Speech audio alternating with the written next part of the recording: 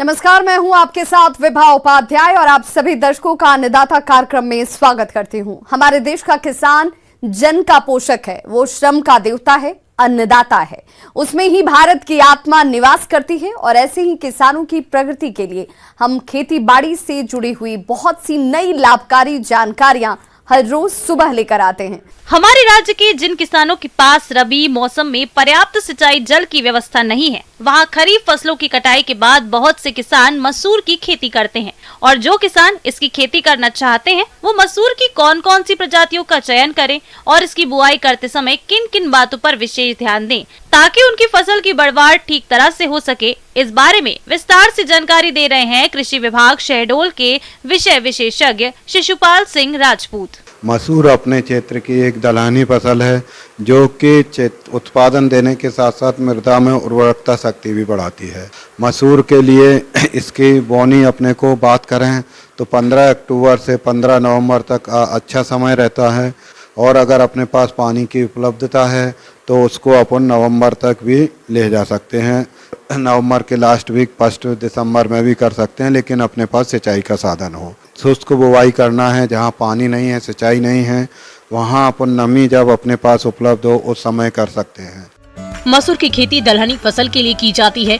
सभी दालों में मसूर का एक महत्वपूर्ण स्थान है, इसे लाल दाल भी कहते हैं।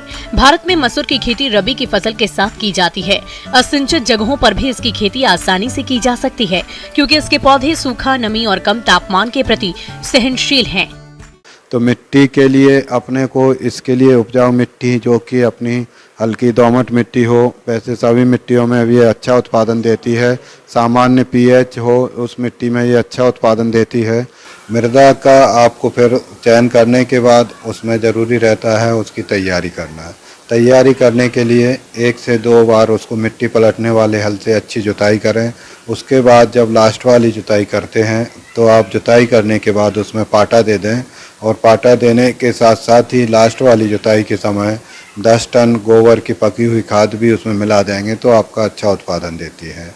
और मिट्टी में उर्वरक देने के लिए अपने को मिट्टी परीक्षण अवश्य करवाना चाहिए।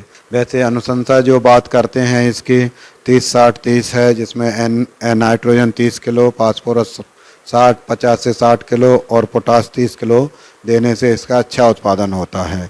अब अपन बात करते हैं इसमें प्रजातियों की जो कि अधिक उपजाऊ हो, अच्छी प्रजाति हो। ऐसी प्रजातियों का चयन करना चाहिए जिसमें JL3 है, JL1 है, IPL 81 है, आपकी PL मसूर 4 है, मल्लिका है। ये आपकी 12 से 15 क्विंटल तक उपज देती हैं प्रति हेक्टेयर। मसूर के बीज की मात्रा बुआई के समय पर निर्भर करती है। यदि आप उन्नत किस्मों की बुआई समय पर करते हैं तो आपको प्रति हेक्टेयर के हिसाब से 30 से 35 किलोग्राम बीज चाहिए होता है तथा देर से बुआई के लिए प्रति हेक्टेयर के खेत में 50 से 60 किलोग्राम बीज लगता है। अब बात करते हैं इसमें बीजोपचार की।